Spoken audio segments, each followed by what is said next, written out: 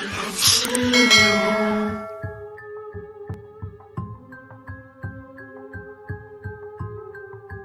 have to believe me.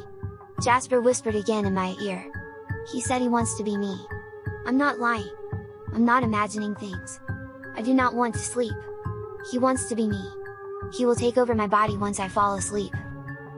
These were the last words of Elijah before he was given a sedative. His mother and father, who are just outside the hospital room, cried for their 7-year-old son. They cannot bear to see their son in that kind of condition. They never thought that having an imaginary friend will bring them to this ordeal. These past few days, they noticed that Elijah was always sleepy and drowsy every morning. It turns out, he has not been sleeping. And if he does, he just sleeps for a few minutes. His bothered and concerned parents asked him why he was behaving this way. In his scared and worried voice, he said that he is afraid to sleep. He told his parents that Jasper, his imaginary friend, has become really bad. He said that Jasper wants to take total control of his body, and he does not want that to happen. Elijah said that there are times when Jasper enters his body. He can only use his body when he's sleeping. He cannot see him. He can just hear him.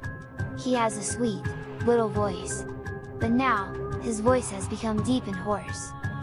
Last week, Jasper told him that he really likes being him. That's why he decided that he will take total control of his body. He kept whispering to Elijah that he wants to be him forever. His parents were alarmed and flabbergasted upon hearing their son's story. They want to believe him, but their son having a mental issue is more believable than his imaginary friend trying to possess him. They decided to admit Elijah to a behavioral and mental institution to assess of his condition. But when they arrived at the hospital, he became frantic and agitated. He kept screaming and yelling, saying that Jasper whispered again in his ear. The nurses were trying to calm him down, but he was on a rage. The doctor decided to give him a sedative, to let him calm down and sleep, to which Elijah greatly opposed. But he was powerless against the nurses. When morning came, Elijah woke up with a big smile on his face. He saw his parents sleeping on a couch. He woke them up. His mother and father were startled, but were relieved to see him looking well rested. His mother asked him if he can still hear Jasper, and he said no. Elijah said that he doesn't hear any voices or whisper anymore. He said that Jasper is now gone. He said that once he woke up, he felt renewed and refreshed, like a new Elijah. His parents were overjoyed with their son's improvement. His mother hugged him tightly. Then suddenly, his mom looked at him, confused. She asked him why did he whisper in her ear, asking for help.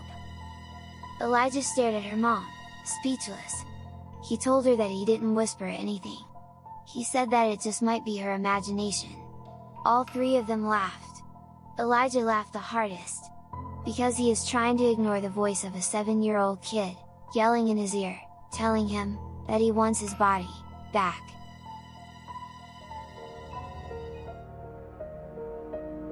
Minerva's family is superstitious, but not her. They believe that after you go to a funeral service, you should go somewhere else first, instead of going straight home.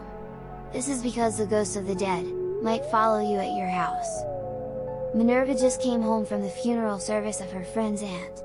She doesn't personally know the aunt, but she tagged along because she was bored, and had nothing to do that afternoon. She looked at the corpse in the open casket. Her friend's aunt is rather young. She's wearing a white dress, with white and yellow ribbons around her, and a red bow wrapped around her head. After the funeral service, she got tired and went straight home, not following her family's superstition. She was all alone in the house when she arrived. Her parents are still at work, and his younger brother is still in school, but about to go home soon. Minerva went to her room, laid on the bed, then closed her eyes. After a few minutes, she heard loud footsteps outside her room. She thought that his younger brother, who always played pranks on her, is already home. She got up, opened her door, and called her brother. There was no response. She looked for her brother in his room and downstairs, but she did not find him. Minerva was creeped out because she definitely heard footsteps. She just decided to watch television in the living room, to get distracted from the brief terror. She was in the middle of a show, when she heard someone running upstairs, followed by a door being slammed. She jumped on her seat. Minerva got scared and nervous. She suddenly recalled the superstition about going to a funeral service.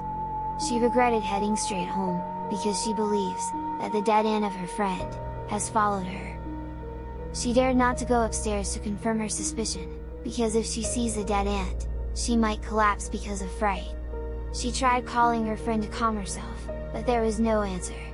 Then suddenly, she heard a woman crying beside her. Minerva screamed at the top of her lungs. She was glued on her seat. After she mustered some courage, she sprinted her way towards the front door. She hurriedly opened it, but bumped into her surprised younger brother, who just came home from school. Her brother told her that someone is looking for her outside. She became puzzled. Her brother looked around, but cannot find the person asking for her sister. He scratched his head, saying that there was a woman looking for her earlier. He said that she is wearing a white dress, with white and yellow ribbons, and a red bow, wrapped around her head. Minerva just froze, then slammed the door hard. Her brother got confused, but just went to his room. As for Minerva, she promised herself not to go to any funeral service, if it's not her own.